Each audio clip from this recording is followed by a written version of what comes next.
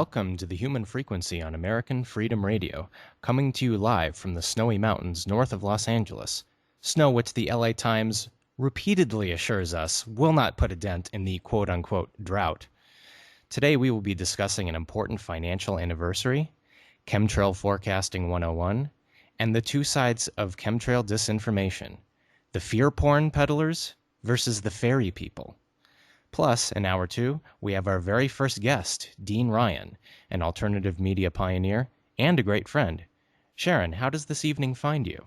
Well, Gabriel, okay, you're talking about a financial anniversary. Guess what time it is, people? It's tax time. So anyway, do you know that you don't actually have to file that return? I actually did a tax return because in this last year, I had a job that took a bunch of taxes out of my paycheck. And now I know that the income tax is actually an illegal tax and a fraud on the American people. But at this job, I'd been there for a while and it was all set up. It was taking it out. And I didn't want to rock the boat, and I didn't want to make waves. I know Jordan Maxwell will explain those phrases to us He soon. certainly will. But anyway, we do live under maritime admiralty law, which is why we have phrases like rock the boat and make waves. Anyway, I didn't want to get in any trouble. So I thought, whatever, let's just do this so that I can stay out of jail and live my life and continue to do my good work of planetary healing. Anyway, I had a job, took out the taxes. Now that I know I don't have to pay them anymore, I figured out how to get around it, which is the registration of the legal name, which we'll talk more about in upcoming episodes and a little bit today. I went ahead with it because I knew I was owed a refund, so I did it. And I went online to use TurboTax. I downloaded the program and all these pictures of the people on the website. They've got these happy couples. They got perfect skin, beautiful smiles, a nice kid. All the colors are cool grays and nice cool tans, and I'm looking at them and I think, what a nice lifestyle these people have. Yeah, and then the director yells cut, and then they go off in a corner and start drinking scotch and listening to Morrissey, and it's not all sunshine and flowers for these people. I think you're glamorizing them even with that statement. Having worked Perhaps as an extra in Hollywood, and I know you have too. Yeah. I believe that these very attractive families that we're seeing on the tax websites are a bunch of starving actors and models who live in studio apartments. That's right, and can barely afford those studio apartments, by the way. And they're getting their paychecks raped too by the federal government or the Internal Revenue Service, which is actually a corporation.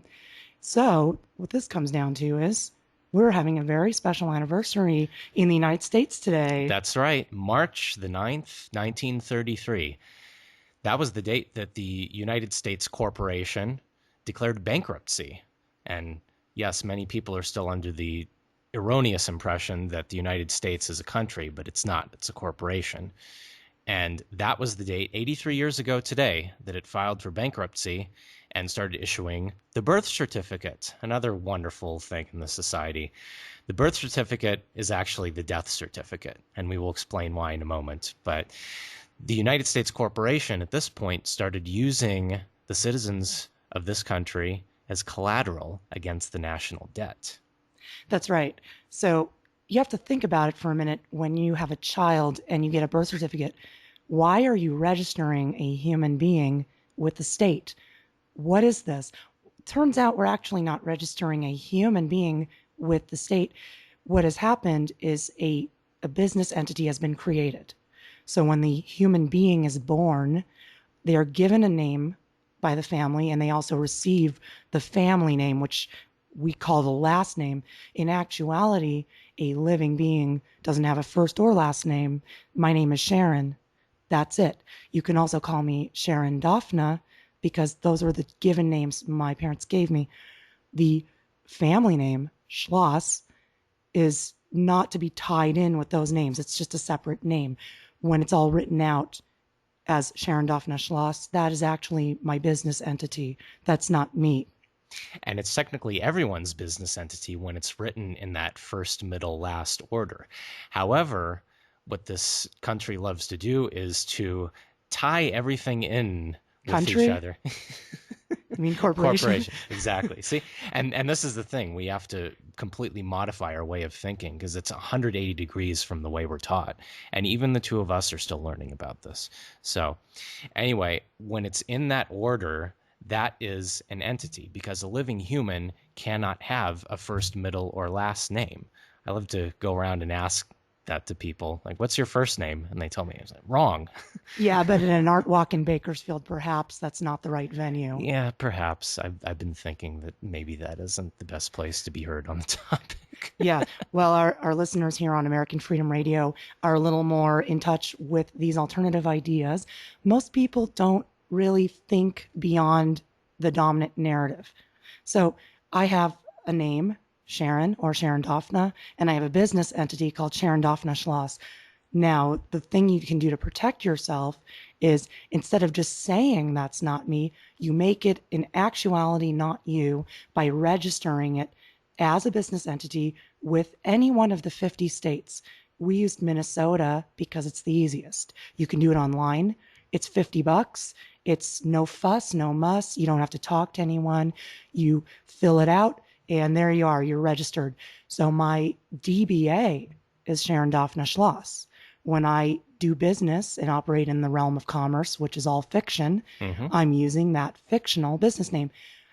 All of you are doing that. Everyone is operating under a fictional business entity. The problem is we are bamboozled into thinking that that's us, which creates a lot of legal complications in our lives and Yes. ties us into the illegal taxation of a corporation, the Internal Revenue Service, with which we have no contract. That's right. And virtually every form and example of financial exploitation that you can conjure up in your mind is due to this, the human, being tied in with the fictional business name. And it's absolutely astounding when you start digging here and finding out the truth of this. But as Sharon says, there is a way out of it. And once your business is registered, as we are actually required to do by law, by maritime admiralty law, your business entity is no longer in contract with the IRS corporation, the United States corporation, whatever state you are living in, on and on. It goes on and on. You need to break the contract. So instead of just saying it's not me or writing some letter to the government and being a free man and a libertarian, you And know, a sovereign and a sovereign citizen, you don't want to be that because a sovereign citizen means a terrorist. That's what they'll say. I'm not a terrorist. I'm in compliance with the law. I've registered my business entity. I'm operating legally in the fictional realm of commerce. And the best resource for this is a very obscure website, which I'll recommend to you now. It's on Scribd. If you've ever heard of Scribd, that's SCRIBD.com. And there was a man on there named Douglas, and his business entity is called Douglas Joseph Herrick. I think that's the best place to get the instructions. What's with these websites like Scribd and Tumblr? Do they have a fear of vowels or something? They don't like the letter E. It's the most common letter, right? Oh, no, is that S? I don't know. I'll watch Wheel of Fortune and see what they include in the last puzzle. Well, we played Scrabble the other night, and, you know, people try to get away with the weirdest words, don't they? I know, it's insane. And I just, for whatever reason, just kept picking vowel after vowel. It's like, are the Welsh just hoarding all the consonants from me? I thought the Polish had all the consonants. I guess the Welsh do too. It's just somewhere in Europe, I guess. They got to figure their situation out. Anyway. Well, anyway, we're living under maritime admiralty law, so let's just talk about that briefly. Maritime admiralty law is contract law. Yes. So when you're born and you're issued the birth certificate, your parents unwittingly are signing you up for a contract. They are unwittingly registering their child with the state, and you become collateral, human collateral on the national debt, because the government will say, based on your economic standing at birth, they expect a certain amount of taxes out of you. So they could say this, that we have human collateral to justify our enormous national debt. When you break the contract, they don't have that anymore. Now, boo-hoo for them, but now you have your freedom. Yeah, big loss. And by the way, and I think Jordan Maxwell will get into this one specifically, the word citizen actually means employee. So that lends a whole new dimension to this thing when you're asked if you're a citizen, because technically I'm not a citizen. I'm not an employee of the United States corporation. I have broken the contract, see? And this is the key. Like Sharon said, it's not enough to just say that all cap name first in the order of first, middle, last is not me. There is an actual process to not only breaking to making the difference between the living human and the business name, but to actually being able to use it in the realm of commerce and in courts and wherever else you need to. Well, then you become the representative of the business entity, and you as a living man or woman are not operating in commerce. You're free. Anyway, the business entity that you've created is a pass-through entity with no tax liability, and a living man or woman also has no tax liability. You're free. The place to look up the instructions is, again, scribed.com, and the name of the business entity is Douglas Joseph Herrick, Herich, and he gives a wonderful, brief, and succinct explanation on how to file that business entity with the state of Minnesota. Once you do this, you'll have unbelievable freedom. You'll be able to open a business bank account instead of a personal bank account. You really don't need a personal bank account and shouldn't have one, because everything in business is done under a business entity. It's not personal. That's right. There is no such thing as personal income. Therefore, there is no such thing as a personal bank account. Right. So check it out, because once you do this, you get your business bank account. Then these entities like the United States Corporation and the Internal Revenue Service cannot dig into that account because it's illegal. And another wonderful entity that I'm sure a lot of people on this network know about is the Federal Reserve, which, as the saying goes, is about as Federal Express, seeing as they're neither federal nor a reserve. Right, exactly. That's like on a, coffee talk. They're not federal or a reserve. Discuss. Anyway, that's all tied in with this bankruptcy of the U.S. corporation. And we are not living under a gold standard anymore. We are using fiat currency. Every currency in the world today is a fiat currency, which means it's not backed by gold. And they're all tied in with the dollar. Although nowadays, many countries are starting to create their own agreements and move away from dollar trading. That's right. And what happens to every fiat currency, and what has happened to every fiat currency in history? Collapse. Zero. Yep. And I mean, it's amazing Every to time. me how many people are saying, oh, no, everything's fine in the economy. I'm listening to Fox News and they're saying that there's growth and jobs, or we're going to be having more jobs. The growth is always for that tiny little 1%, and the rest of us are just getting by. But it doesn't have to be that way. Right. The Federal Reserve is debasing our currency, and so by moving away from dollars and buying silver and gold, that's my highest recommendation. It's so funny to me when people say, I just purchased this stock, it's doing well right now, I think that this is a great business to invest in. And I just say, you might be doing well this week, but what's going to happen when the dollar starts to lose more and more value? You need a solid storehouse of value. Precious metals have stood the test of time for thousands and thousands of years. Or another example of that are the people that are totally duped by the market manipulation going on with precious metals, and they say, oh, gold is not doing good right now, as if they actually know what they're talking about. Whereas, like you say, precious metals have stood the test of time for thousands of years in many different civilizations all across the globe. When gold is doing poorly, it's an indication that there's a market manipulation of the dollar. When gold is doing well, it's showing that that market manipulation is not working and the dollar is declining in value. What this comes down to is we need to return to sound money and take the power away from the dollar, which it is anyway, but we need to stop depending on it, because if we have everything invested in a currency that's just a piece of paper, that's ultimate value is nothing more than kindling, which is really where it's going, we're going to be in big trouble. But if we invest in gold and silver, and right now the price of an ounce of silver is like the price of a meal and a drink. I know, it's about $18 or something like You're that. putting yourself on the right side of the wealth exchange. When this collapse happens, we're going to see a monumental wealth exchange like we've never seen in history. So get ready. And do your research. I recommend the Hidden Secrets of Money series. You can look it up on YouTube. Mike Maloney owns goldsilver.com. And it's a great place to buy precious metals and have it shipped to you.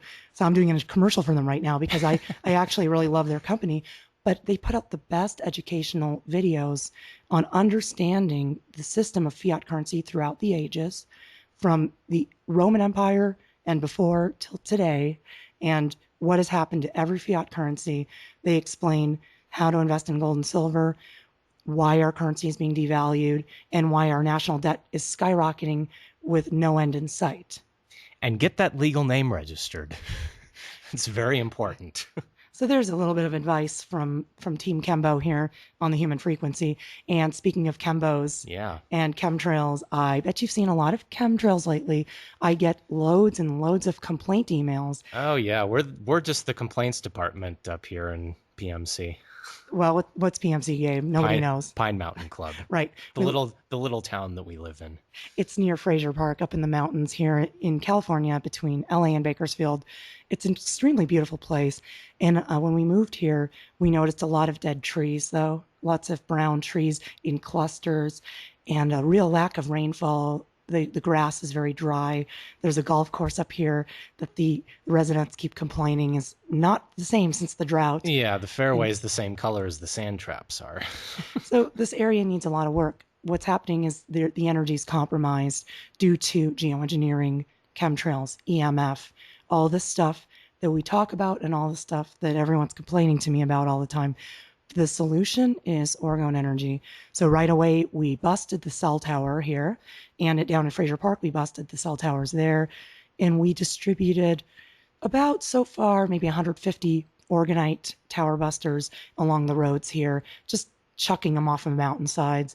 And we actually saw a tremendous increase in precipitation following that. In fact, we had a big snow. That's and right. The forecast kept saying 1 inch, maybe 1 to 3 inches, and then they downgrade it to less than an inch. Then we ended up with about at least 6 inches. Yeah, they keep changing it over and over again. It seems like every hour they're having trouble coming to grips with the fact that we're getting a lot of snow here.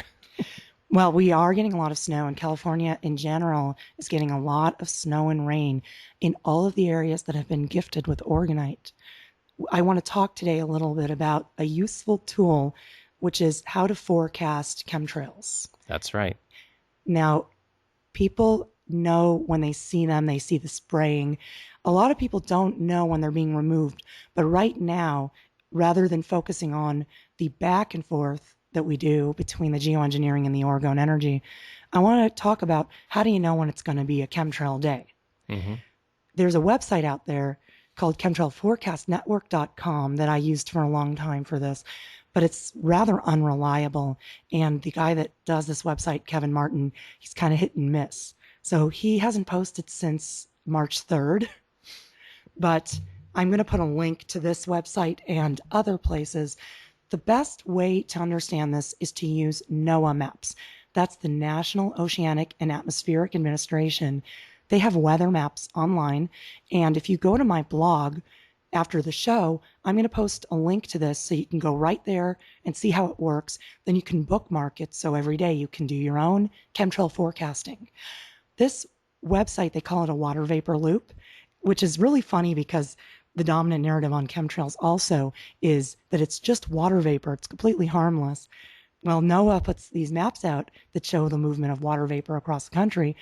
Over 3 years that I've been monitoring these maps, I have learned they're actually chemtrail maps. What are the odds? So anyway, you could see when you're being bombarded.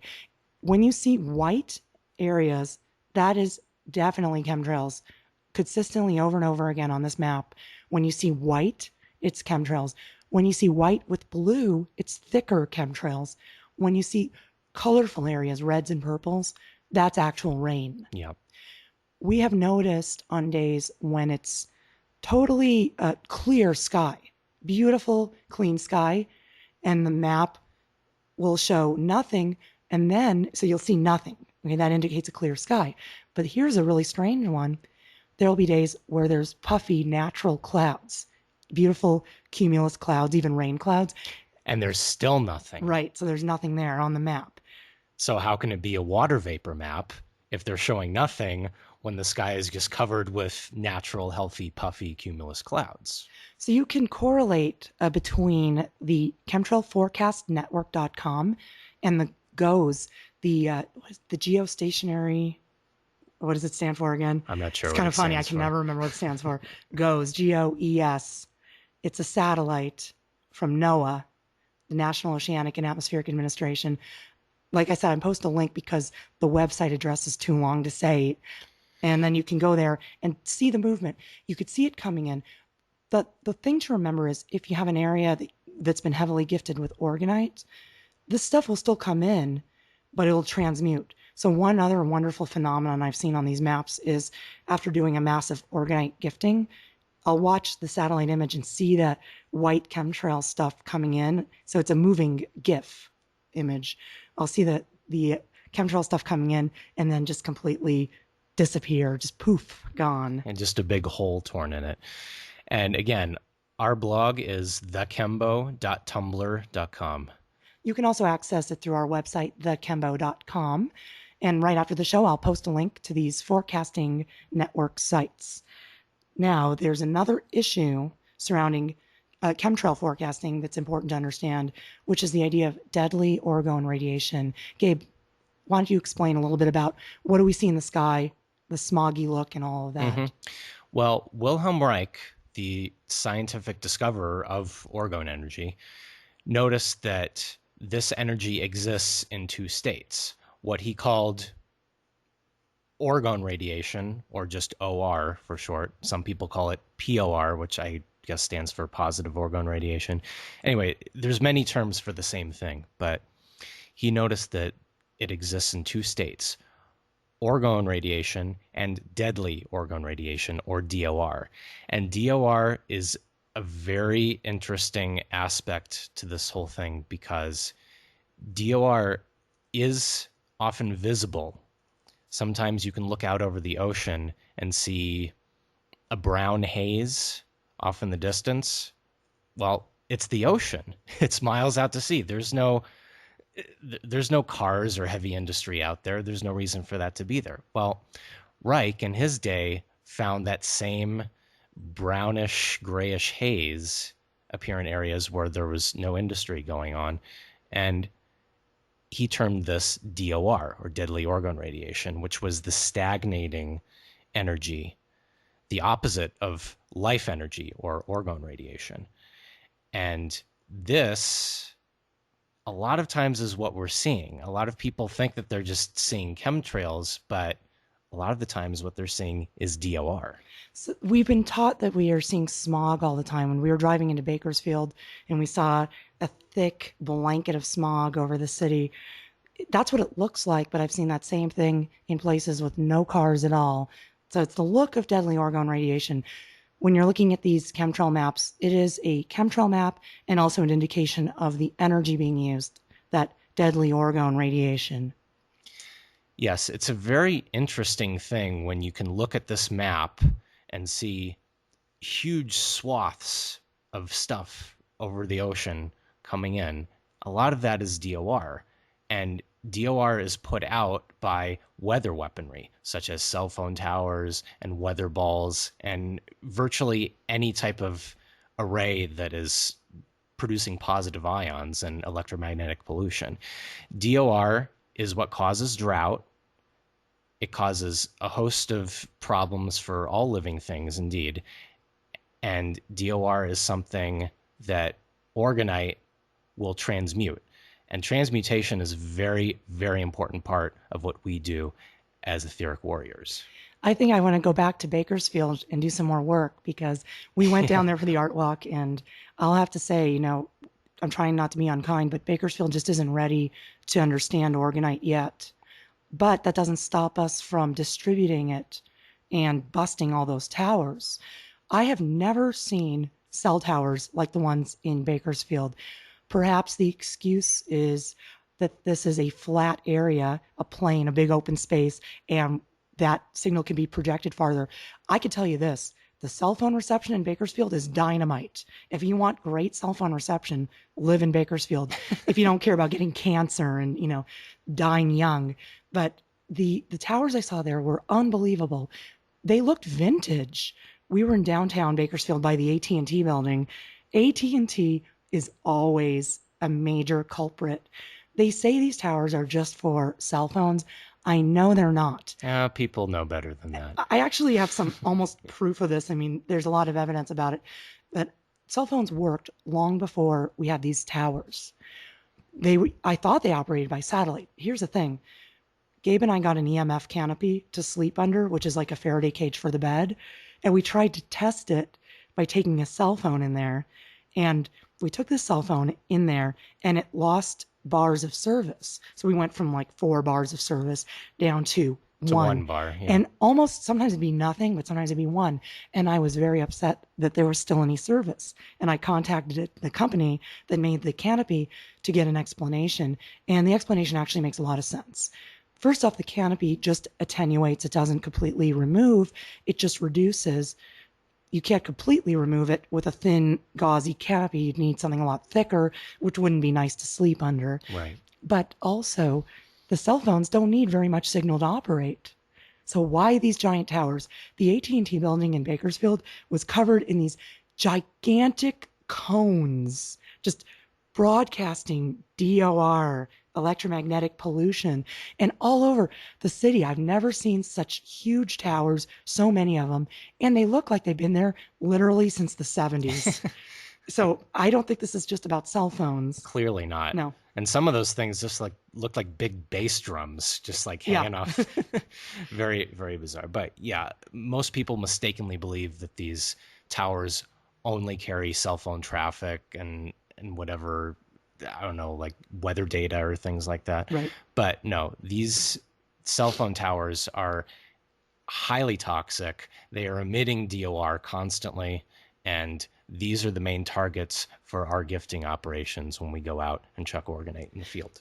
The pollution in Bakersfield was unbelievable. It used to be like that in Los Angeles before it was heavily gifted. But while we were there, and I put pictures of this on my blog site, and I'm also going to put a link on my website soon, but go to the kembo.tumblr.com to see what we did in Bakersfield. The sky started out as a flat white, it was total chemtrail sky. And while we sat there at the art walk with our organite, the sky just transformed before our eyes. I've got beautiful pictures where you could see the DOR, the deadly stuff being removed, and the little natural clouds forming out of it. Never have I seen something so quick. And the oppressive low ceiling type feeling that exists in these places also just completely gone in really just a short time. I mean, we had our table out and we had a good healthy amount of organite out there. And yeah, if you go to our blog, you will see just the hole that it opened up in the sky. It was absolutely spectacular. And we've done that kind of thing in LA too, and it's amazing to watch. So yeah, check it out on the site. And now we have another really important thing to talk about because people are very, very scared of chemtrails. I mean, I know I was scared of chemtrails. I have a lot of emails that I get from people who are just beside themselves. They're spraying me. Help me. Make them stop. Exactly. And the thing that really gets me is that in Los Angeles, we've gifted hundreds and hundreds. I can't even count how many pieces we've gifted in Los Angeles. Just hundreds upon hundreds of pieces of organite. While we were in LA, we made thousands of organites, most of which were gifted, some of which were sold. And the place is just covered in organite. And before us, Don Bradley, back in the early 2000s, who was a friend of Don Croft, who is the father of the organite gifting movement, he gifted thousands of organites to Los Angeles. And then they said the smog lifted, and I noticed the smog, I will call it quote unquote smog, went away. It turned out the smog wasn't just air pollution from cars. It was the appearance, the visual manifestation of electrosmog lifted from the gifting of organite. That's right.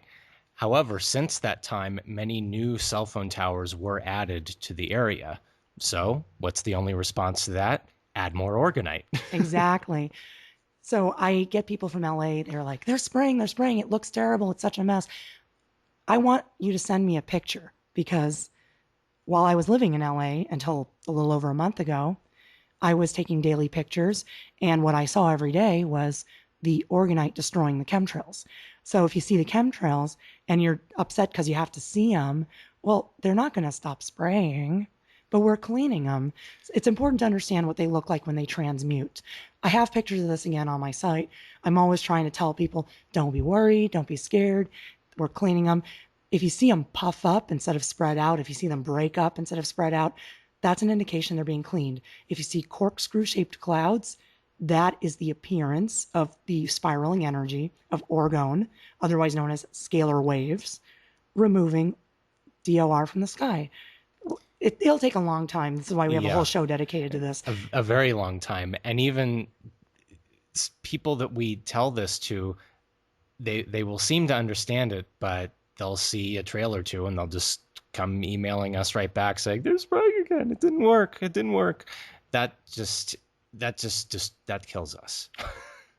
We are not the complaints department here at Team Kembo, and we try and explain to people what's going on in the sky. But yeah, there's a lot of fear porn out there, and we are trying to get to the bottom of what's going on in the sky. Well, the two main camps behind the chemtrail disinformation are the fear camp and what we call the fairy people. So let's start with the fear. I used to be a follower of geoengineeringwatch.org, and I no longer follow them because after discovering orgone energy and bringing this up with Dane, who I was in email contact with and had met and had in my phone and talked to him a little bit. Dane Wigington, the leader of Right. geoengineeringwatch.org. Dane Wigington is somebody that I very much admired and followed because he educated me on what they're spraying and why, as well as the films by Michael Murphy, What in the World, and Why in the World Are They Spraying? And I was in admiration of him for devoting his life to this since around 2002. But what I found is when I discussed orgonite, I sent him an email after discovering it and realizing how it cleaned it all up and just took care of everything. That's when he stopped replying. And I didn't hear from him again for some time.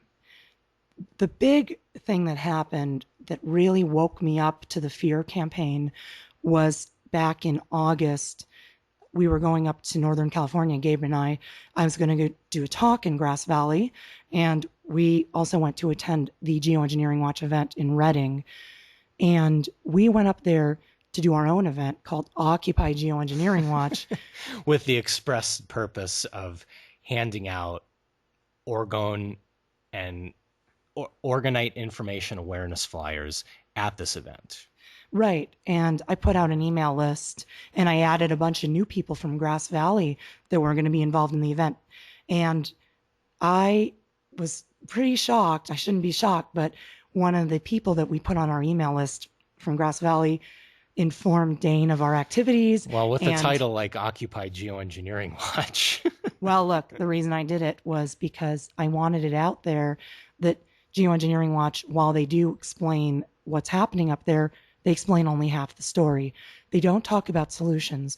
Dane's solution is always sound the alarm. Sound the alarm. How many times have I heard him say that? The other thing is tell your representative. My representative? Who represents me? I represent myself. You know, I mean, the government, the ones who are behind the programs, the ones that are behind the destruction of our atmosphere and our environment. Just keeping people on the hamster wheel. Right. So we went to the event, but before that, I was warned expressly with a phone call. First, a phone call from one of the people up in Northern California in Grass Valley urging me not to do Occupy Geoengineering Watch. Then I said, look, we're just going to be out there with flyers. There's going to be there's going to be like, I think about 1,000 people there that want solutions. They don't want to just leave there depressed and afraid. I need to give them flyers on orgone energy. And she said, well, you shouldn't do it. It's not the right forum. I said, well, I think it is. Then I got a call from Dane himself telling me that I better not do it. If I do it, that I will be taken away by the police. And then he begged me not to do it. Then he threatened me again. And I went back and forth with him saying, but Dane, you've been working on this issue a long time. Don't you want a solution?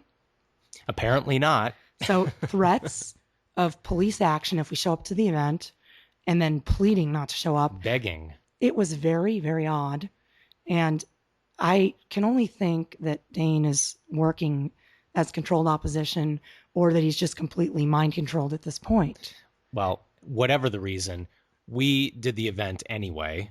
We drove up there. We had a talk to do, so it was like killing two birds with one stone. We also gifted about 300 organites. At least. Yeah. All the way up there to Reading. And so we went there, and it was, I'll never forget that day. It was hot. It was muggy. There was a forest fire nearby, so the air was just cloaked with this haze. It was truly oppressive. It's the middle of summer. We show up there. It was just that low ceiling. The DOR feeling. Yeah. I mean, there was smoke from the forest fire too, right. But it was that oppressive feeling. That area was so drought. It was so drought infected. I know. And we threw extra organites all over the place because it was so dry and so sad. And the atmosphere was like tailor-made to a fear-inducing event. And sure enough, we listened to the speeches. Everybody who spoke at that event was working for the U.S. government. Every single one. Rosalind Peterson, USDA. We had Francis Mengels, U.S. Forest Service. And there was a Marine that spoke. Navy, I believe, or right. Something. And of course, their lawyer for their so-called lawsuit. Like you can really sue the U.S. corporation for geoengineering. I mean, it's not the solution. The solution is just take the bull by the horns, make and gift organite, and clean it up. Well, we came up to this place. It was at an auditorium at a high school or a community college or something, and they had signs all over the place when we walked up there saying they have the right to remove people if they want forcibly. Just the place was just plastered with these signs, and they searched people when they went in. We left our signs in the car. We attended it strictly as spectators. They didn't know who we were.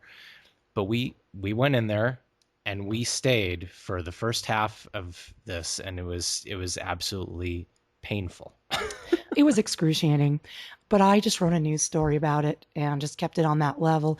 Went outside during the intermission with Gabe and we handed out the flyers, and we got out somewhere between like 100 and 200 flyers before the organizers caught wind of what we were doing, and they went ballistic on us and threatened again to have the police remove us.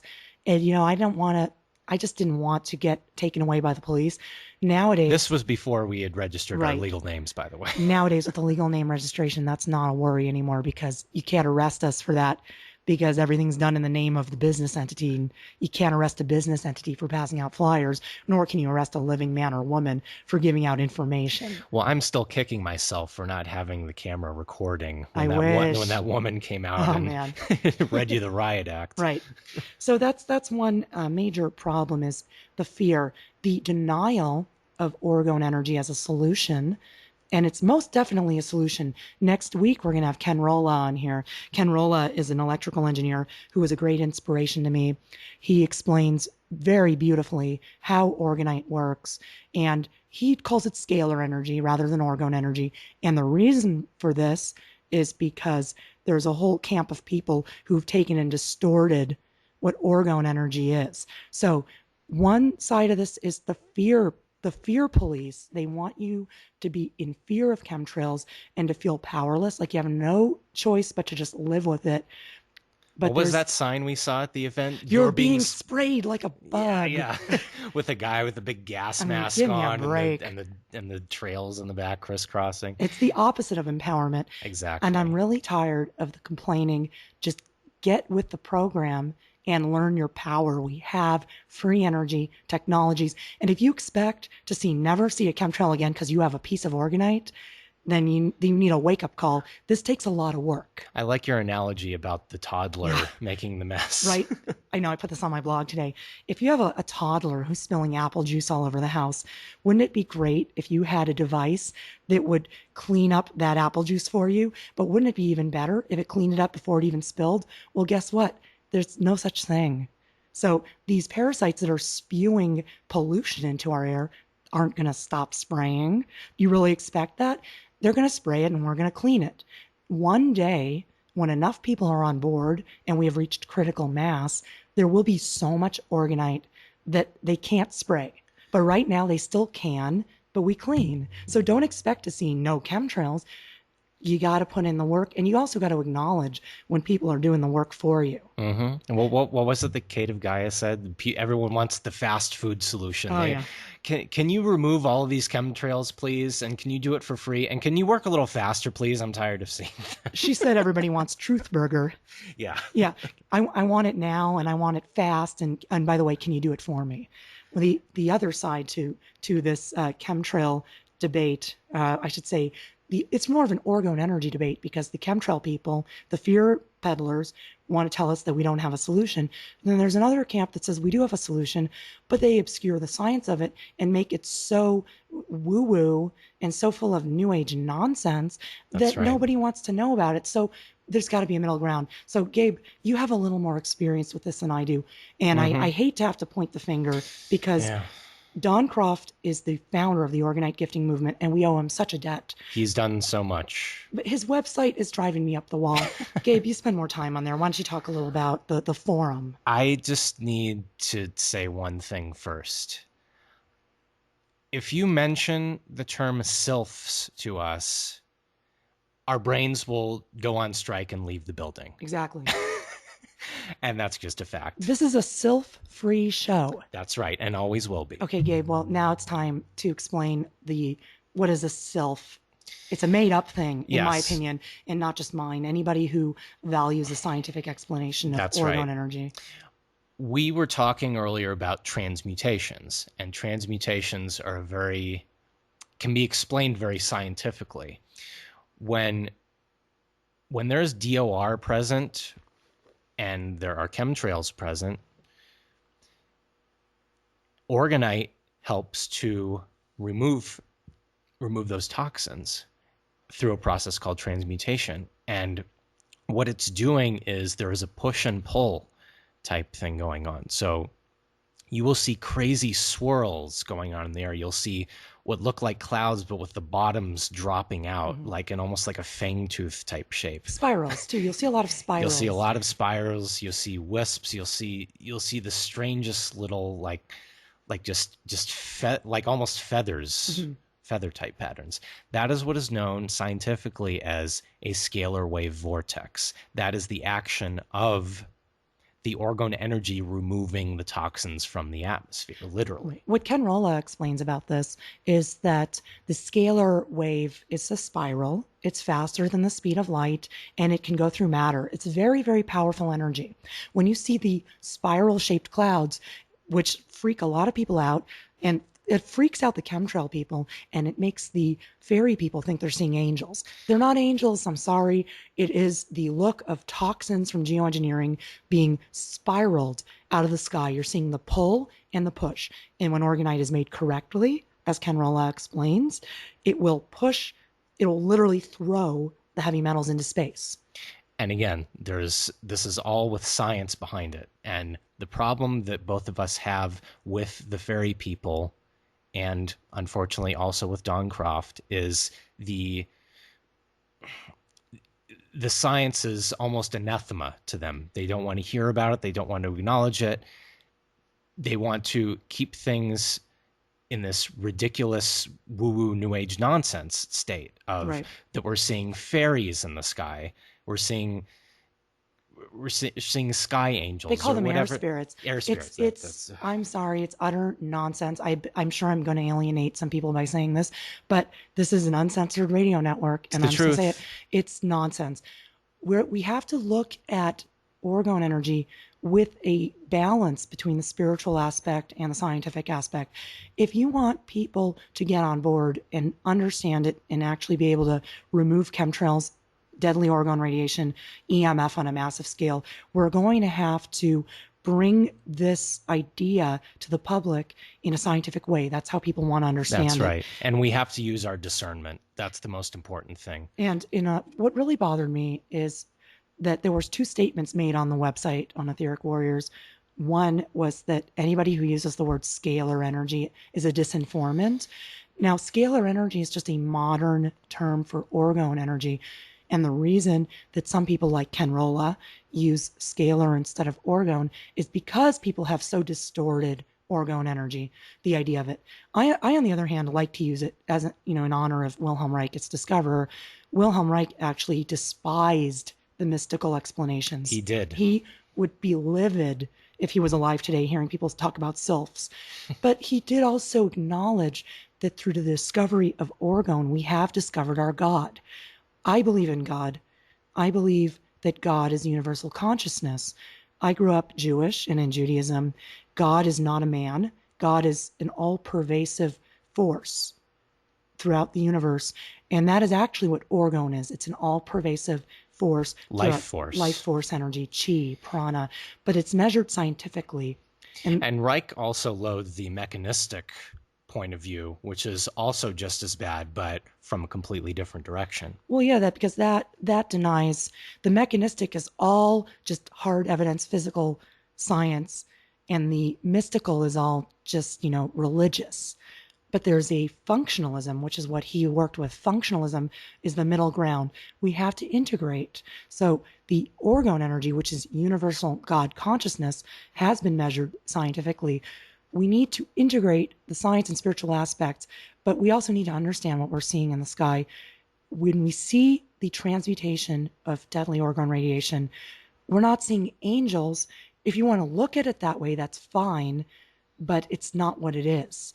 And don't bother us with that point of view. We don't want to hear about it. The other thing that really bugged me was I just saw a post that said any discussion of piezoelectric properties of quartz is disinformation, which is crazy. That's how orgonite works. If you want to look like a complete asinine fool, keep using the word disinformation and use it as cavalierly as possible and just throw it around to any old thing that comes along that you don't agree with, because that's what it is. And we see a lot of incorrect information, but we do not use the D word. I think I did, actually. I think I said there's two camps of disinformation. Yes, we do. But I don't use it cavalierly. Exactly. Well, this piezoelectric comment bothered me, but there's one part of it that I agreed with, which is that the resin in the metal is a large part of the function of orgonite. When Wilhelm Reich worked with orgone energy, he was working with organic and inorganic compounds, and the resin is an organic compound, which means contains carbon. It's not like organic, like with food. It means contains carbon because it's based with petroleum. It's a plastic. I like my resin GMO free, by the way. Well, your resin is, let's not get into the toxicity of working with resin. It's a necessary evil of what we have to do. But once it's cured, it's not toxic to the environment. But the two layers of metal and resin, the organic and inorganic compounds, are a large part of the function of orgone. But the crystal is very important as well, because it has piezoelectric properties, which means that when put under pressure, it amplifies its power. That's how it works in our electronics as well. A cell phone and a piece of orgonite contain the same things: quartz, metal, and plastic. That's right. And the piezoelectric properties of the quartz is being utilized, whether it's in the cell phone or it's in a piece of orgonite. So we have to clear the air here, because no pun intended. Right. We work very, very hard to bring orgone awareness to the public, and I don't want to alienate people with a spiritual point of view, because I believe orgonite is very, very spiritual. It is consciousness. It is our energy. It is life energy. And through using it, not just the orgonite itself, but through accessing our own inner strength, our own inner power in our own electromagnetic hearts, we can affect change on a massive scale like you can't believe. Gabe and I literally clear chemtrails with our minds. Before our last major gifting trip, we saw transmutations before we even started just because of the That's intention. right. So, Gabe, let's talk about intention a little bit because I don't want to alienate spiritual people. I want to talk about the intention, but I also want to talk about the science. Mm-hmm. Well, intention plays a very big part in this. And the problem is, this is something that you kind of have to see for yourself in the field. When you go out there, when you make Organite with the intention of, I'm going to I'm going to neutralize all of the death towers between point A and point B, wherever that may be. That intention is that is broadcast. That has been scientifically proven by Greg Braden many times over, and we're both very big fans of his.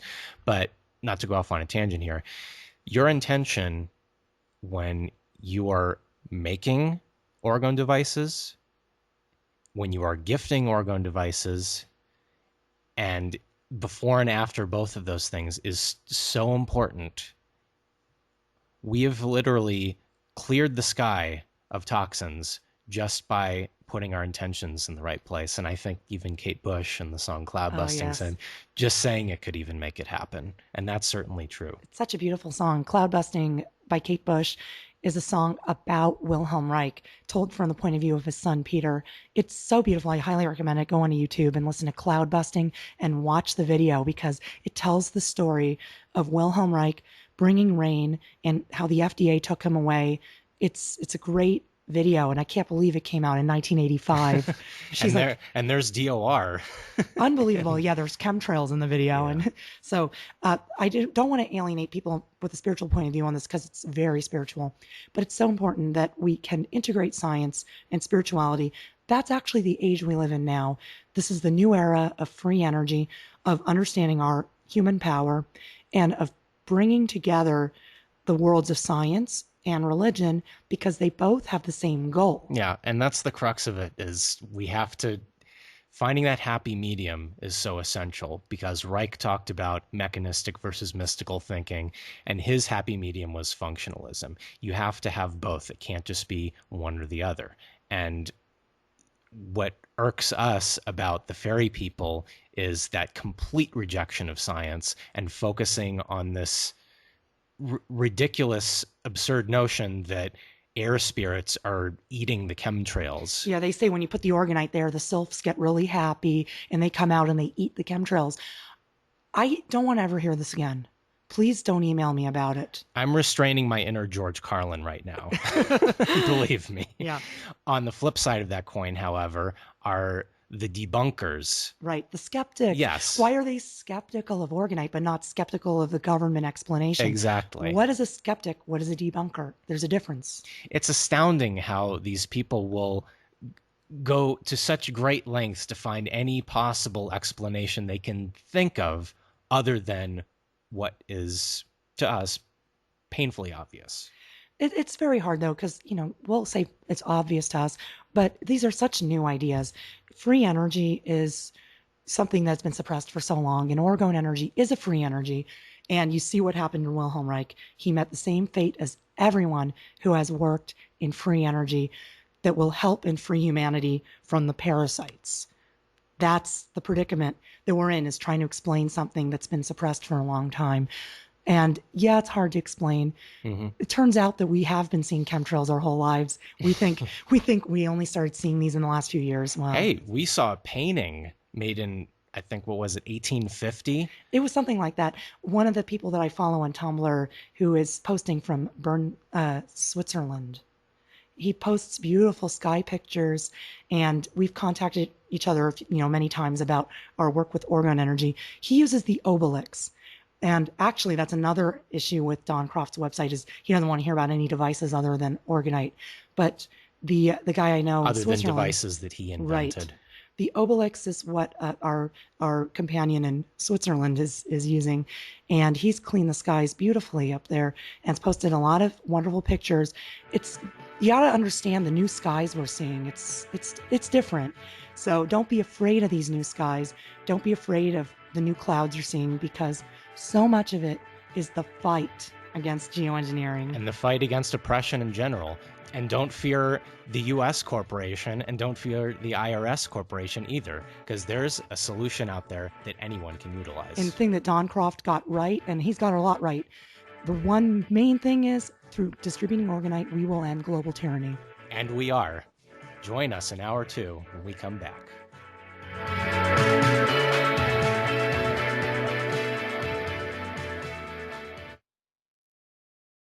Our American Freedom Radio. American Freedom Radio.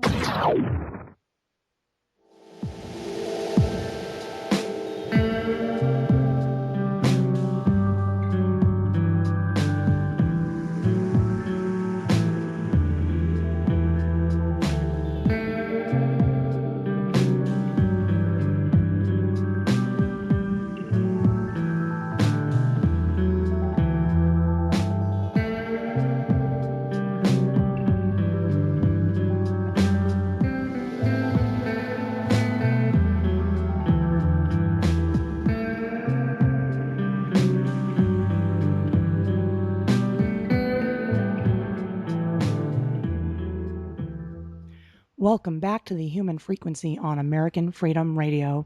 We have a very special guest today, Dean Ryan. Dean has worked for InfoWars, Natural News, Coast to Coast. He's worked on so many amazing projects and with so many amazing people. And right now, he's got a rally going on in LA coming up for the homeless, because there are some great people who have built tiny houses to help the homeless people in LA. And City Council has taken them away, leaving them back on the street again with nowhere to go.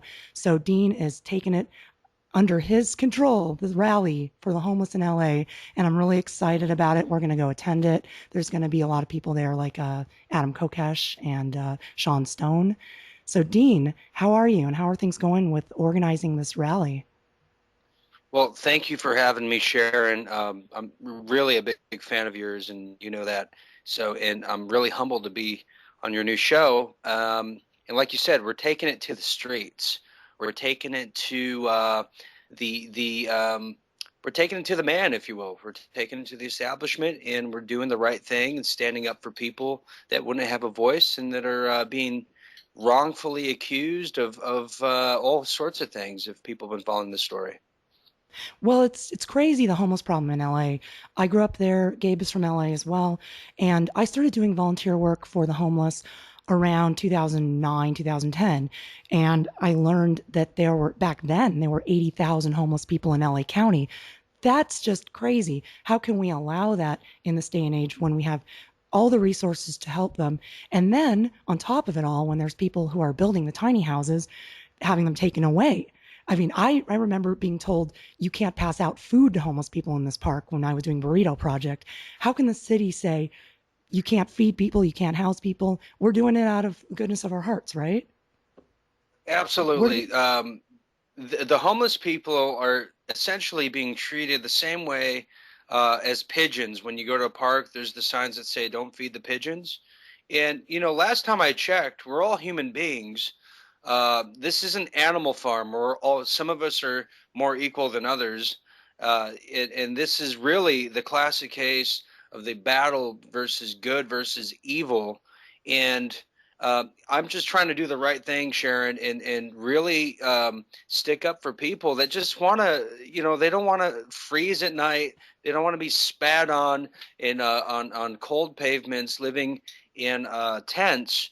And there's something not right when the city council is using the LAPD as a bully pulpit to throw these people out of these tiny homes that were donated by good-willed individuals. And that's the key word, individuals that want to help other individuals, not politicians that want to help other individuals. And people are tired of waiting for these elected officials to do something about it. So people like me and Elvis Summers and Marisol Medina, who are the other organizers involved, have taken upon ourselves to do charitable acts, which are really acts of God, because we're not going to sit around anymore and go to downtown LA, which we love, and stomach the atrocities of seeing fellow brethrens homeless anymore. It's about damn time we do something about it. And I'm not going to let anybody with a badge or anybody with some a title of mayor or city council tell us we can't. The bottom line is we have compassion and we respect each other, and we're going to do what is right for people that need help in this time of crisis. Another noble thing that the LAPD has done over the years. Dean, can you corroborate this one way or the other? I've heard that somewhere around 30% of these homeless people are veterans. Is this true? Well, yeah, there's as you guys know, and I'm sure your audience knows, there's a big problem in the VA where a lot of people are getting turned away. I know personally, my grandfather has suffered from Agent Orange from Vietnam, and the VA has shunned him completely, and he can't sleep at night. He's got OCP, can't breathe. So that's just a little tidbit of it. But a lot of these people are, as you said, veterans. So we should be taking care of them, and they've served. Absolutely. There's veterans, there's battered women, there's people just down on their luck. And here's the bottom line, too. Look, we're in a society where there's 30% of Americans are on food stamps. The establishment considers a job created when someone runs out of their unemployment check after 90 weeks. At least here in California, that's a job created. That's how they figure it? Okay. That's how they figure it. So wow. There's actually a lot of people that really need help. They're not getting food. They're cold. And who know, if you're a woman, I would assume that you'd be scared sleeping alone in a tent at night on Skid Row. So we're trying to house these people. Now here's the funny thing about it. And if you read the LA Times story on this whole piece, is they're saying, well, we can't have these homes because there's going to be drinking, drugs, and prostitution and fornicating. And I'm thinking, that's the reason why we can't put people in homes? If that's the case, don't you think Charlie Sheen's home would have been raided years ago if that was exactly what they're worried about?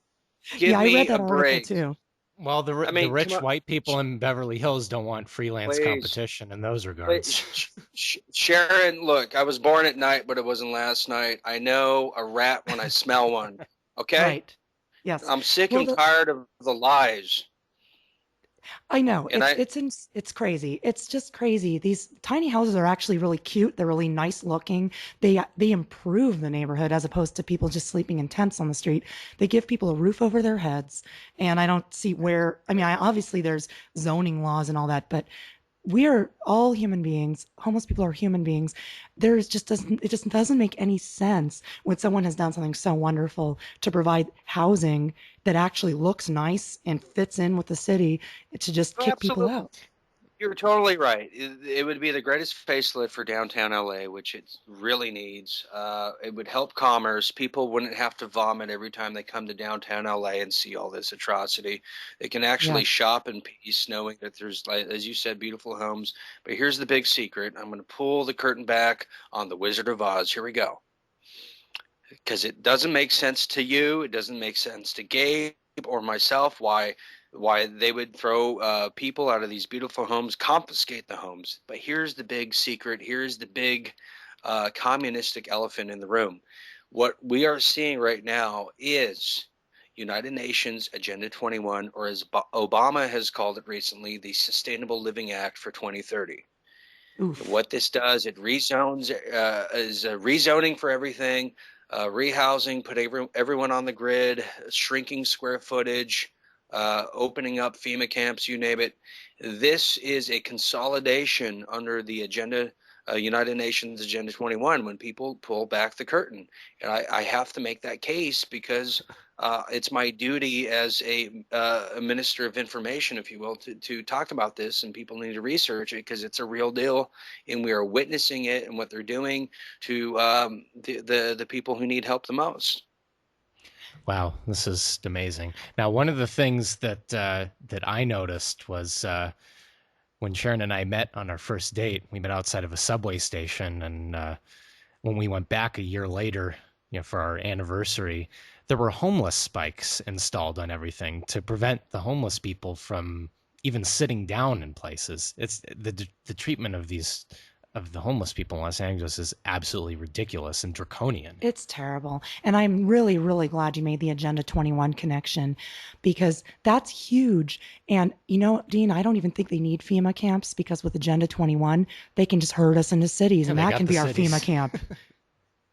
But I'm glad. No, you're absolutely right. But, the bottom line is too, regarding Agenda 21 and FEMA camps, and I don't know if anyone knows, but, Army is now hiring FEMA camp guards, FEMA camp stewardess, and what have you. So it is a reality, especially because on a side note, college debt now has overtaken credit card debt.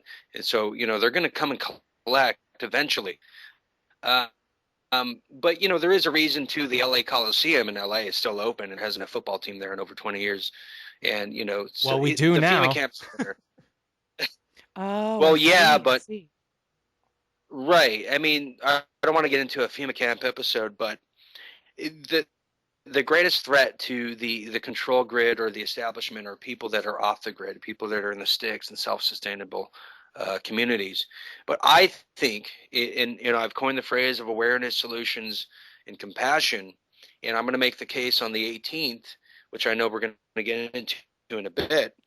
But for me, to solve this problem of homelessness in Los Angeles, and I think we could put it across the board in America, is we need tiny homes. Number one, before we even get into politics, let's put people in homes. Let's give them shelter. And number two, I think how we give people jobs, besides rebuilding the railroads across the U.S., we need to start sustainable living gardens and have farmers markets throughout the big cities, which is going to produce a lot of commerce and give a lot of people jobs and education on how to build sustainable gardens and feed themselves and their families. And I think that is a good step in the right direction. And I challenge any compromise or sexually compromised politician to tell me otherwise. Well, here's another big one we can do. Hey, did I Kick say Agenda 20. Yes, you did.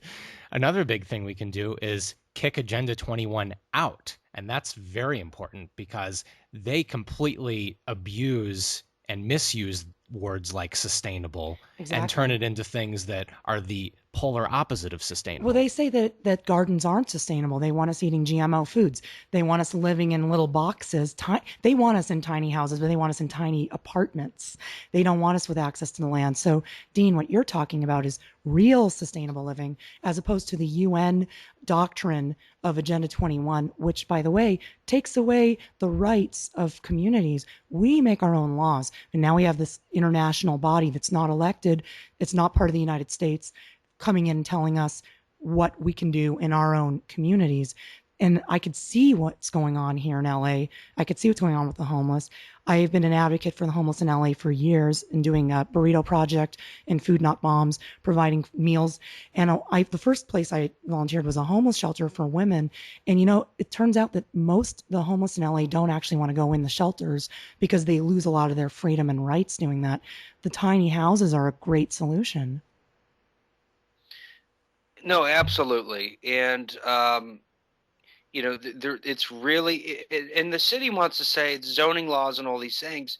And we're saying, okay, we understand that. Let's be adults about it. And I know that's hard being in the nanny state to understand, let's be adults about it. But exactly. Yeah, I'm tired of being treated like a child. I mean, living in LA, I feel like a toddler. But let's come to the negotiation tables with city council. We come in peace. We're not here to overthrow anybody, and let's find appropriate areas to put the tiny houses in. Let's be compassionate about it. And we're asking for the LAPD to give us our houses back, and hopefully they didn't junk the houses. They cost a little more than $20, and let's actually work on this together to solve the homeless problem. And I know a lot of these city council people, they claim to be progressive, hard that means on sleeve. Communist, by the way. Progressive nowadays means I communist. didn't say that, you did. So but I'm saying I'm winking at you, but I didn't say that. But they're all very, very sustainable. They're all very sustainable, aren't they? Right. So, I mean, hey, I'm going to be a real progressive. I'm going to be a real liberal, and I'm going to put my heart not even on my sleeve. I'm going to put it on the palm of my hand, and I'm going to put myself out there to really comfort people. I think we I think we lost you, lost Dean. Dean for a sec. Well, hopefully we'll get Dean back Let's really solve the problem quickly. Oh, there together. you We're are. not adversaries at all. Yeah, he can even bring his father, Eric Garcetti, too, from big fan of his. And Right. we can work on this together, and we can help thousands of people.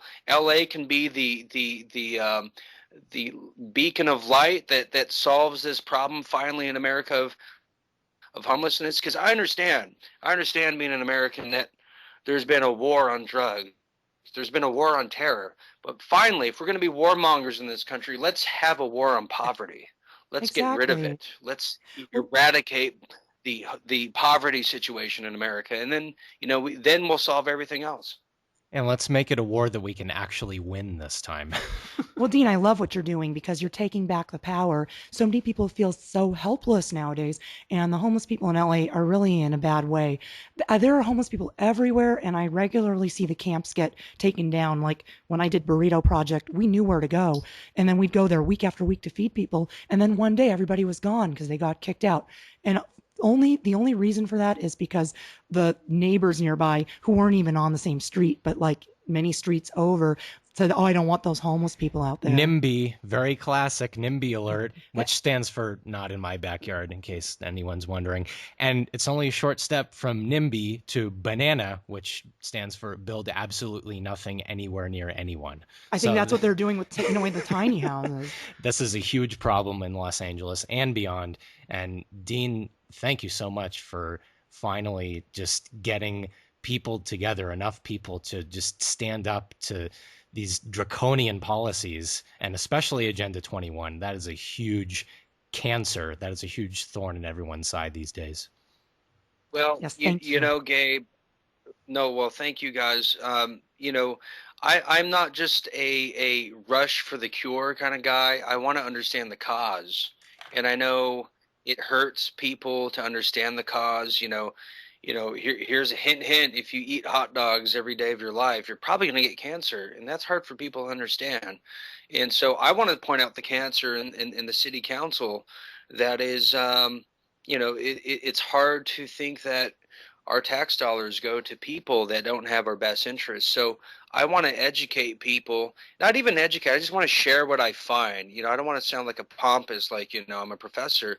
I just want to share what I found on my journeys in this life. I've been around the world and seen many different cultures and political systems.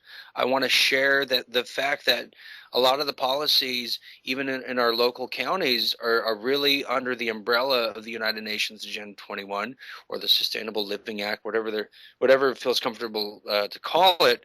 And I want to point that out. And I want to point out not only that, I want to be a Mr. Cure guy in solutions and say, okay, well, that's what it is, and here's how we can remedy the situation. But also this, and this is really important, and I know we're going to take calls soon, but this is so important too, because this rally on March 18th that we're going to do on LA City Council, nothing has been done like this. You could probably make a case that the Occupy movement was about this, but there was really no clear message with the Occupy movement. Here we have a very crystal clear message, and it's number one, give us the houses back, work with us to give tiny houses to the homeless. But number two, and this is the underlining here, is we don't need to wait for a leader to fix the problem, because if we wait for a leader, we're going to get a master. The problem Well, can be Mm-hmm. Dean, fixed. it's Well, amazing. let You me just are a finish. leader. Well, I'm a leader in my own right, and I follow my own constitution, which is don't do to others I don't want done to me. But here's the thing: the power of the individual will be restored, or at least shed a light on March 18th. That we don't have to wait for someone to fix something. We can do it on our own. We don't have to wait for a handyman to fix such a simple fix. Life is meant to be simple. So the power of the individual is alive and well in 2016 in America. That's right. And this collective society, this consensus reality that's being put on us like the Matrix is going to be shattered. And come March 18th on City Hall, myself and others, we're going to shock the world in front of the international media and just show others how easy it can be. And we will not be stopped by conventional means, because it's going to happen by any means necessary. So there you go. Mm-hmm. Well, the Occupy movement was very easily subverted because they did not have that clear outlined approach, and you guys do have that, so that's a very big advantage, I think. Well, you guys are doing exactly what needs to be done. We can't wait for our government to do stuff for us, and the government's not doing anything to help homeless people. And what I read in the article you sent to me was that as soon as they took away the tiny houses, what happened? The people were out on the street, and no, the city council didn't do anything to put them into a shelter or anything. So it's very important that people like you become leaders, take back control, take back power, and let our representatives, supposed representatives, know that we are not going to take that. So, Dean, can you tell us about the event and what's going to be going on, where people are going to go to meet up? Right. So March 18th, LA City Council. You can't miss us. We'll be there. And you want to be there at 11:30 a.m. Pacific. Gives people a little bit of time before the lunch hour comes in with all the corporate people. And it's funny, it's where the LA City Council is located. It's not too far away from the Federal Reserve, oddly enough. And also the Fashion Institute of Design and Merchandise. That's funny. We gifted all those places with Organite. Good, Trying good. to flip the bad energy. Try to flush the parasites out. And, well, this is important too. We're going to be collecting canned goods, clothing for the homeless, because a lot of these people's personal belongings were stolen by the wonderful and gracious LAPD, who have our best interest to protect and serve us. So we're going to be collecting a lot of donated goods, and then we're going to do some speaking with some really radical people that just want to help others. Like myself. The LAPD needs to wear clothes while they're smoking all the drugs that they confiscate from people, right? Well, I'm assuming the LAPD will be there with all their batons and jelly donuts as well. And so who's going to be speaking? Well, besides myself, and I'm going to, by the way, I have some tricks up my sleeve, which I won't say on air. I'm going to be donating some info bombs at the mic while we're there, which I'll relinquish the day of. But we're going to have some dear friends of mine. We're going to have author, activist, and just all around amazing person. Adam Kokesh is going to be there. Author of the book Freedom, and you friend of Sharon and Gabe's. We all know each other. And then Sean Stone's going to be there. He does a show called Buzzsaw, and then he's also on Russia Today, watching the Hawks. And then we're going to have Brian Engelman from the New American Media. He's going to say a few words. And then we're going to have the actual original organizers of the tiny houses, Marisol Medina and Elvis Summers, are going to say a few words as well. We're expecting anywhere from 500 to 1,000 people there or more. I'd be happy with 100 people. That would do me, and that's really all we need. And we're going to have all the local media, national media, and international media will be present. There's going to be film crews that are going to be shooting some documentaries on this, and no mainstream film crews. I don't think MTV Cribs is going to be there, but who knows? Oh, they don't want to film in tiny houses for Cribs. It would be great for MTV Cribs. Another thing about it. Well, so, at least when they're done speaking, you can announce that Elvis has left the building, so that is a plus. Yeah, I'll make sure I say that. Yeah, that's add that one, to add that to the tricks that you have up your sleeve. Yeah, I'll make sure. There's going to be a lot of things going on, and I really want to invite people to be there. And I'm also accepting donations if I can give my little hyperlink over the air. The Oh money yeah, that's go going to for it. help us. The money that's going to help us. Any donated money, every dollar counts. Pennies are money too. Money will go to help not only this event, but also help create more tiny homes. And that link is www.paypal.me/the real Dean Ryan. That's my full name. And people can donate there, and we're going to do our best to put on an informative, entertaining, passionate, special, unique, historic rally on March 18th on the steps of Los Angeles City Hall in front of the whole entire world to see. That's great. I think it's an amazing event. Gabe and I will be there. We're really excited to participate. And please give that link again, your PayPal donate link. Sure, that's www.paypal.me/the real Dean Ryan. And, any support helps this cause, not only to help the cause for the homeless, but also to take the power back of the tyrannical collective city government and put it back in the individual. So it's a 2-for-1 kind of thing. That's exactly what we need. So, Dean, let's talk a little bit more about the situation with homeless in LA. When we can get this resolved and get those tiny houses back, what do you think is going to happen? Like, where is a good place to build? Do you guys have any proposals in the works, solutions to where this can happen so that city council will not, do this again? Well, I would like to, like I said earlier, I want to invite city council. They would know the zoning areas better than I do. I mean, I don't have the zoning area application on my phone, so I would like to work with people that know the best places. And, you've been to downtown LA, there's a lot of empty lots. There's a lot of vacant buildings that are no longer in use. And I'm sure we can find a happy median to help these people out and give them the tiny homes. And but here's another important thing. If we can overcome the immoral crimes that are being committed against the needy, if we can overcome, and I think we can. Excuse me, A little typo. Freudian slip there. Kill city council. Excuse me, I didn't mean Yeah. that.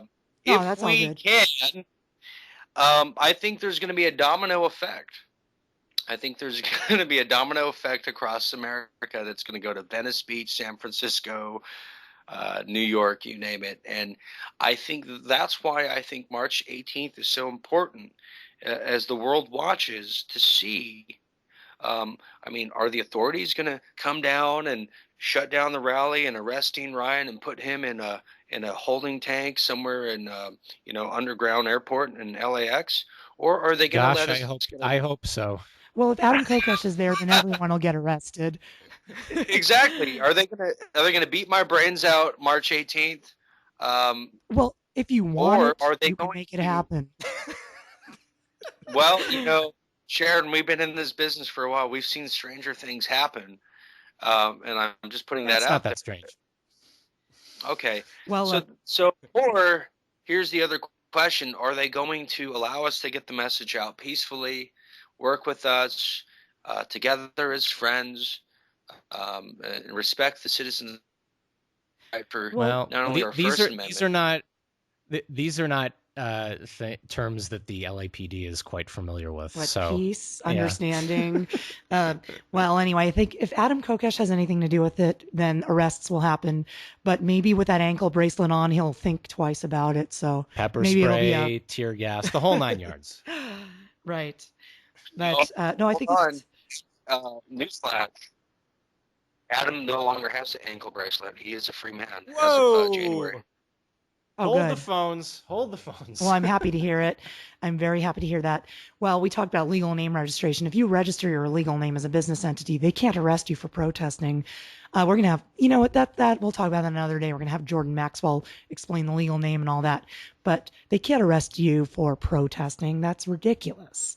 But anyway, But my we're not even, I don't even want to say the word protest because that has such a negative cognitive to it in this modern day of protesting. I want to say this is a rally, but also this is a celebration of life and a celebration of goodwill, because what we're coming together as a voluntary collective, and that's an important word, voluntary collective, not a forced collective like the control freaks want us to do with forced taxes, forced social programs, forced war programs. This is a voluntary collective of free people that want to come together and help our neighbor out. And that's what we're doing. We're going to be celebrating life on March 18th. And we hope that the sociopathic institution called LAPD will have a good sense of humor and let it happen. Because if they don't, and they do decide to arrest people like Dean Ryan and Adam Kokesh and Sean Stone, it's really not going to look good in front of the international media and national media such as CNN and RT and all these other great organizations out there. So it's a peaceful thing. It is a celebration of life. It is a coming together. It's a potluck, minus the pot, and it's going to be a lot of But fun. lots of luck. Well, Yeah, it's going to be one thing I can say on the topic is that in May, we had about, I don't know, 100 Organites in my backpack during the march against Monsanto. And you could tell that the police just they wanted to throw down quite badly, but they didn't. And there were a lot of people marching right down Hollywood Boulevard in the middle of the day on a weekday, and they didn't do anything. I think it was So a weekend. It was a weekday. I think it was a weekend. But we completely blocked traffic. It was total civil disobedience. It was amazing. I mean, I think the Organite had something to do with the peaceful energy. But I can tell you this: when the LAPD said to get out of the street and onto the sidewalk, I yelled at the top of my lungs, "Don't do it!" And I couldn't believe I had it done was kind that. of an And involuntary it was like an reaction. involuntary reaction. And I thought, okay, that's it. This is going to be trouble. But then I heard somebody else say it too. Then somebody else yelled, "Don't do it." And no one would get out of the street. And we walked for over 2 miles down the middle of the street. They were blasting their sirens. They were threatening us with arrest, and no one got arrested. We made it to the end of the march totally unscathed. And it was very successful, very peaceful. And even the motorists who were stuck because of us were honking their approval and waving. So I think, Dean, you're going to have a lot of support. And as long as it's kept peaceful, I don't think there's going to be any arrests or violence. Well, I'll tell you, you don't have to remind me or even tell me to keep it peaceful. I think we have to tell the guys with the Glock 45s called the LAPD that, hey, you should remain peaceful. And I Right. know I, that's th- I hard for think them. I, I think Glocks are 9 millimeter these days, but go on. Anyways, I think thank you for that little fun fact there, Gabe. It's so That's wonderful to that's hear what that that's what I'm about it. here for. He's Mr. Yeah, Wikipedia. yeah. But without Oh, the certainly. disinformation. Yeah, Oh, it's I used the just word again. amazing that Go you on. do that. Anyways, so anyways, you got to remind them. I mean, we can go into a whole episode of Adam 12 here and why the police are great and not so great, and we could totally do that if you want. But I've been saying, and I know Adam's been talking about, the question is, are there good police, and is there such thing as everyone's a bad cop? And my answer to that is really simple: is are there good people? Of course. Do good people get into sociopathic bad institutions called the police force? Yes. Were there good mafia people that worked for Al Capone? Sure. Did the mafia kill people, slit their throats, and do money laundering and all other kind of nefarious acts? Yes, they're called the mafia. Well, if you change the word mafia into government security or police force, you got the same thing. Mafia is a Mhm. racket. Government security is a racket. That's what they are. They're protected. I get shot by a cop with my hands up. My family sues the police department. They're protected by the union. What does the cops do? They settle. They give us their own money back to us. It's called tax dollars. If it's a private security team called peace officers for little communities, peace officer does a racial hatred or shoots somebody, who's accountable for that? The private industry, the private organization, the peace officer. That officer Oh, goes to jail. That company that does the security policing, they go out of business. And that's what we call a free market. We don't have that with security in modern day society, because there's a thing called fear. Someone told me the other day that fear is people's God. And I thought about that for a minute, and I thought about it for several minutes. And then I came up with, you know what, that's kind of true. Because a lot of people don't obey God, but people obey fear. And that's what's going on here. People don't want to go to this rally, for instance, on March 18th, because they have the fear. The fear of who? Me? I'm a nice guy. They can't fear me. They fear the people that are supposed to be protecting and serving us. And that's called the government security apparatus of the LAPD. They fear of getting another ticket. They fear of getting arrested. They fear of getting shot. And that's another thing we have Well, to yeah, bring up at this rally. This rally is the like a LAPD. smorgasbord of ideas. Yeah. That's great. It's Yeah, great because we it we have is. to address not just the homeless issue. We do have to address the problem of the LAPD being militarized and just doing things that they're not even supposed to be doing. And I think the That, best part about this, Dean, is that it's solution oriented because, as you well know, in our field of work, we come across a lot of people who are just not about solutions at Right. all, that are just about dwelling in that low vibrational state of fear, as you mentioned. And it's very important to be able to find those practical solutions and apply it in everyday situations like Yeah, these. in the first hour, we talked a lot about fear and the fear of chemtrails. And a lot of how the government controls us is through fear, because how else? Why do people pay their taxes? Well, I paid them because I was scared. That's why. Why do people not want to go to a rally?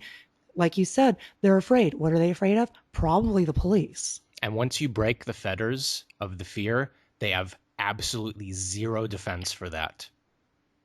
right, That's how right. we And handled it. we win with numbers.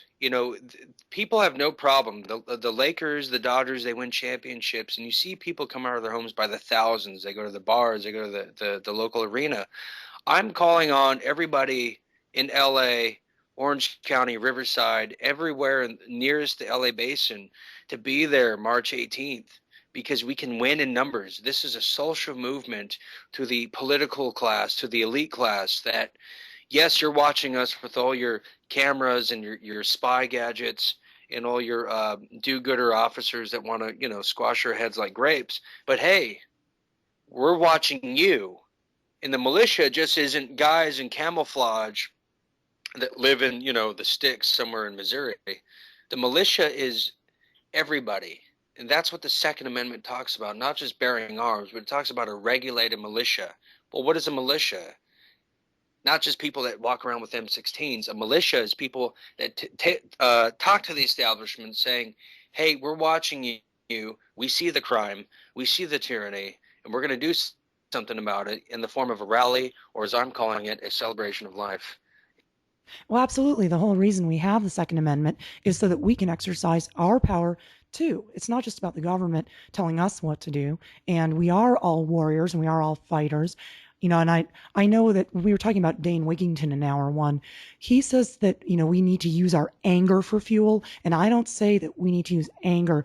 We just need to be brave and use love and make it happen. We need to go out there and show how we feel about things and take back our power. And when you use your anger for fuel, you just stoop down to the level of the lowly psychopathic parasites, anyhow. So that's exactly what we do not need to do. We need to do the opposite, which I feel is what you guys are embracing. I think we've lost Dean. I'm going to try to add him back to this call. Let's see. Got him here. Good old Dean. Well, He'll make it back, I'm sure. I hope we're still on the air here. I'm just trying to figure out what's going on. All right. We are experiencing technical difficulties. Yeah, I don't see Please Dean. stand by. Anyway, let's just talk a little bit more about LA, because Gabe and I left LA, and hopefully Dean will come back and join us very, very quickly. But the homeless problem in LA is huge, and I know this from working with homeless people. And they are actually really, really good people. Just down. Oh, Dean's back. Anyway, Welcome back. Just maybe down on their luck. And what I did when I was volunteering was to give out food, and I was astounded when I found out there was this one park where we had use of a kitchen where we could cook the burritos. I was astounded to find out that we couldn't give them to the homeless people in that park. So we'd go out and leave to give out the food, but we were told you're not allowed to give to these guys. That totally blew my mind. But that's just how backwards it is in LA. That's unbelievable. Dean, are you with us? Yes, I'm back. I think we good, got okay. disconnected. I think the police chief cut my power, but I'm back.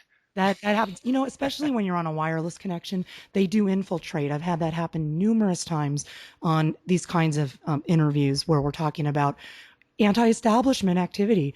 Well, really what we're trying to do, and I just gave a little anecdote about how there are parks and places in LA where we're not allowed to feed homeless people, and it blows my mind. So, Dean, I got a question for you. Now, we're talking about coming up with a solution where the city council is in agreement and everybody's in agreement about where to put the tiny houses. What happens, though, if the government is involved? Will this be successful? Can it be successful? Will the homeless people even want to be involved? Because I know a lot of the time they don't want to go to the shelters. So how is that going to affect this movement? Well, government can help us by what I would call just getting the hell out of the way and letting free I don't think market they want to do that. entrepreneurs. I know it's a hard concept for them to grasp, especially the authoritarian socialists that are controlling things. And I don't want to get political, but they're obviously getting political. So I'm gonna really finish it for them. But let the individuals from across the country and around the world that want to donate to these causes, not only in LA. We're gonna, this is, by the way, tiny houses they're somewhat new, but you go to New Hampshire. I've seen them in Austin, Texas. People really want to live as minimalists. It's kind of a movement, the minimalist movement, that's really growing into a thing of its own. And then It certainly is. It certainly is. Absolutely. People are seeing what happens when you're in this paradigm of just accumulating stuff, all the stuff, and they realize that it doesn't make you happy. In fact, it does the exact opposite sometimes. And actually, it brings with it other problems like debt. And now the homeless people getting tiny houses, brilliant solution. It's affordable. It looks nice. I think it's great. Of course, the government in LA is extremely socialist. LA is like a communist city. I lived there my whole life, and it's just like you can't even say what you want to say there because the PC police come down on you. It's got this hyper liberal agenda. What it ends up being, though, with a lot of the liberal people is they've got theirs. They're perfectly comfortable in their house and they can talk about it. But when it comes down to action, they're not doing anything and they're just standing by and watching homeless people get their homes taken away and not being allowed to be fed, etc. Curtis Mayfield said, everybody's praying, everybody's saying, but when it comes time to do, everybody's laying. Well, Sharon, I've been in the somewhat of the entertainment business for quite a while, and media in general, and I really can honestly tell you, at this time, I really find it hard to stomach watching these award shows like the Grammys, the Oscars, or all these premieres in general. I find it very hard to believe that Hollywood is only about less than 10 miles away from downtown LA, and they want to pump millions and millions and billions of dollars into all these premieres, award shows, and what have you, and these, atrocious movies that are ridiculous. Yet they don't want to deal with their backyard. That's about 8 miles away from Hollywood and Vine, and that's downtown LA. They don't want to deal with that. And It's a mess. Well, Hollywood and Vine is no picnic either. I mean, the homeless problem there has increased tremendously, actually. Gabe and I noticed that we lived over there, and actually that's the station that we met in front of.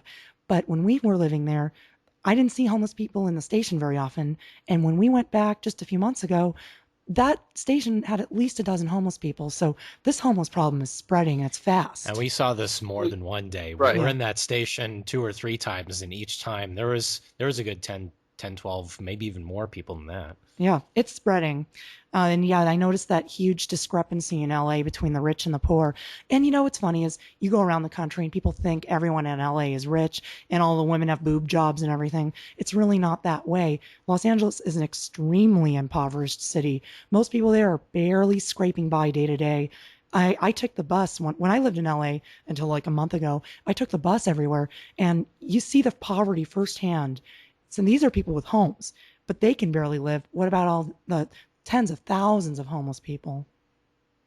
Right, and it's something that's right there, and I want to invite actually George Clooney to call me and be a part of this. He wants to help Good people at the luck. United Nations. I'd I like want to George Clooney to invite, call you right now on the lines. George yeah, Clooney, are you out there? have a message to the station and pass my number, because if we have these celebrities making all these great speeches in the award shows and they want to help this and dot dot dot dot, well, here's a perfect opportunity. We're actually putting boots on the ground, and as I've been saying, we're not just talking about it, we're being about it, and that's what this is all about. Is actually doing something rather than just theorizing and being a bunch of eggheads, do nothings about it. We're doing something, and people can't tell me otherwise. And I don't care Well, what yeah, zoning or what theoretical or political thing they got against it. We're doing something. Yeah, you can make a case. Oh, some of these people are crazy. Yeah, but there's a lot of crazy people. They don't deserve to be spat on like a bunch of dirty pigs. Let's at least put shelter over their heads, give them some food, and figure out what the problem is. Let's have some They need compassion. help. They need help. They're not criminals. They need assistance. exactly. And we have the means to help them. And for sure, rich people in Hollywood have the means to help them. But they're not going to do anything unless it's a benefit that comes with lots of champagne and fancy food. And Caviar, it's going don't to take forget. people like us that will actually go out there and rally and support. And you mentioned rezoning. Again, this is Agenda 21. This is rezoning being done by who? The United Nations. What does this have to do with Los Angeles? They don't know of the homeless problem in LA. And the International Council on Local Environmental Initiatives, ICLEI, Ickley. International. The gall, they put it right in their names. But now they've taken that out actually. It's still called ICLEI, but instead of calling it by that full name, they call it Local Governments for Sustainability because they don't want people to know it's international. Anyway, it's Right. huge, huge. I mean, Agenda 21. when when Barack Obama is sitting on the head of the United Nations Security Council, I mean, what did we expect to happen? He's taking orders from the Sith, you know what I'm saying? So Exactly. it's no surprise. And if Hillary Rodham Clinton gets in there, I mean, just to go political here, I mean, we have some time. It's going to be the same thing, if not more. And we're going to get more roided out cops, roided out alcoholic cops doing the ill will of very bad immoral policies by very sexually compromised politicians. Going to have the bars putting the death stranglehold on the free humanity individual in America who's just scraping by in life, just paying our bills, putting our heads in the sand. But guess what? Some of us are not putting our heads in the sand. I know you two aren't. I'm not. And we're trying to get this message out and put truth to power through media and wake the populace up.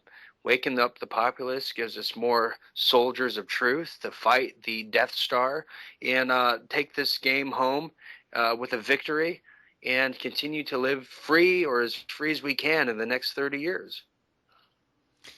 Well, thank you, Dean. And we Just have to a few summarize minutes it, left. I mean, No, it's great, Dean. If we had more time, we could get into the fact that maybe Barack Obama and Hillary Clinton were actually shape-shifting reptilians, but maybe That's for yeah. another episode, Okay. I think. But yeah, we are coming towards the end. I would like to give you a chance to let all the listeners know where we can find you online and links to some of the stuff you do. sure. Well, I don't really promote a lot of this stuff. I'm not out here to promote myself. I'm not like some of the other players that we know. I really like to get behind causes and movements and people I believe in. So I think the best thing, if people want to follow me and see what's going on, just check me out, the real Dean Ryan on Twitter. You don't have to be a Twitter fan to just see what my message board is saying. We got an event on Facebook. People can find out. It's called the Tiny Houses for the Homeless Rally, and that's building by the day. And if again people want to donate, I really insist you do and be part of history here at www.paypal.me/The Real Dean Ryan. Every dollar counts. Every dollar is a death blow to this tyrannical, immoral entity that is really killing our sovereignty. Well, So if I may please, put a plug for Dean, if I may put a plug for Dean, you are a very selfless person and you've just done nothing but help people and you put all your time into causes like this. And I really hope that a lot of people will donate to you because I know that you're just doing this like full time, 24/7. And let me remind our listeners that without Dean, we would not be here right now because Dean discovered us, I believe, about 3 years ago now.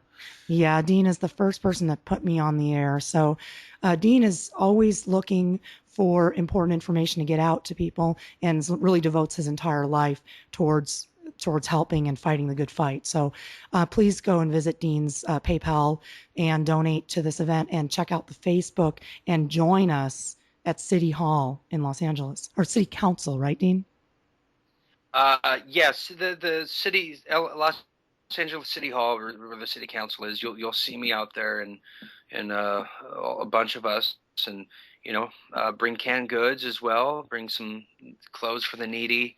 And again, this isn't about me or the speakers. This is about people who don't have a voice, that are in dire needs, in dire straits. They don't want to wait for another election, and this is a really great opportunity to show the world that Americans are more than just about war.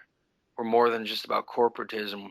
We're about helping each other, giving a helping hand, providing shelter, having compassion. And we want to show the world that, yes, Los Angelinos, Americans, we can do that. And that's why I say March 18th, we're going to shock the world. And I look forward to seeing both of you there. You really great things that you guys do, and I appreciate that as well. So I'm looking forward to Thanks it. so much, Dean. Yeah, thank you. Thank you so much. And we both feel that there's a lot more of that compassion going around, and not just in Los Angeles, obviously, but in the world in general. And that could be a reason that the parasitic, psychopathic, so-called elite, or as I call them, the powers that want to be, are just getting more and more desperate and doing these horribly tyrannical things, such as taking away perfectly good shelter for homeless people. So I do feel that these movements, such as the one that you're doing, Dean, is really just another nail in the parasitic coffin, if you will. The eyes of the world are on LA, and usually LA is where things happen first. So LA has one of the hugest homeless problems in the world, but LA also has a solution. We've got Dean and crew doing this great rally, and I know that this will help to spearhead more similar campaigns across the country. There's no reason to have homelessness in this day and age. Any last things you want to talk about, Dean? Well, I think that's about it. I think I don't want to overstay my welcome, but I let me give a personal message to your audience. And some of you who are listening to my voice right now or listening to the playback on this may feel, hey, we're just listening to a show. We feel kind of helpless or hopeless. But the person listening to me right now, you have the opportunity to, wherever you're listening to this, whether it's around the world, whether you're in Montana or some basement in Brooklyn, you have the opportunity to be part of history, to be part of real change, real hope, real change, by donating today or getting involved in what we're trying to do, a real war, not a war on terror, but a war on poverty. And a war on poverty not through forced taxes or forced labor or more laws, a war on poverty through real compassion, uh, real charitable acts of goodwill, and real people doing it because we're real individuals. So this is your opportunity, if you're listening to this, to be part of history. Join us as we change the world with our acts, with our action, not just words. And let's shock the world together on March 18th. And I look forward to seeing both of you and really working with your listeners who are hearing me right now. Thank you so much, Dean. We're really looking forward to it. And a lot of the people we know are in LA. I'm sure that plenty of people from LA are listening right now. So come join us March 18th, City Hall, downtown LA. Let's take back our rights, the rights of the homeless who are just like us, people just like us who need homes. City Council. City Council and City Hall. I think it's the same place, right? Okay. Well, there's a Facebook page. It's the Tiny Houses. Dean, tell us the page one more time. Tiny Houses for the Homeless Rally. You'll find it on Facebook. Okay. I mean, the story is viral. And I'll have the address. It's on LA Times, and Yeah. just go to it's on my Twitter page at The Real Dean Ryan. You can't miss it. You could take Metro there. Take the red line or the purple line to Civic Center Station. I'm sure the LA Times is giving us the full honest story. Yeah, I'm going to be taking Metro there, and I recommend you do it too, because then you don't have to worry about parking and you get dropped right by there. $1.75. Yep. Can't beat that. Yeah, you can't beat it. So that sounds great, Dean, and I thank you very, very much. I also just want to mention once again, our website is thekembo.com. So check it out to learn more about Orgonite, Orgone Energy, how you can make Orgonite, and you can get it from us if you don't want to make it. We've got some cool stuff we've been working on. I think you'll like it. Yeah, we have a link on there to our Etsy store, which you can find on the sidebar. And you can also check out our blog, as we talked about earlier. We'll be posting links to the weather maps and so much more. Anyways, you have been listening to The Human Frequency on American Freedom Radio. Thank you for joining us tonight. Please join us next week. We have a very exciting guest, and we want to thank Dean Ryan for making an appearance on this one. Thank you, Dean. God bless you both. Well said. Have a great night.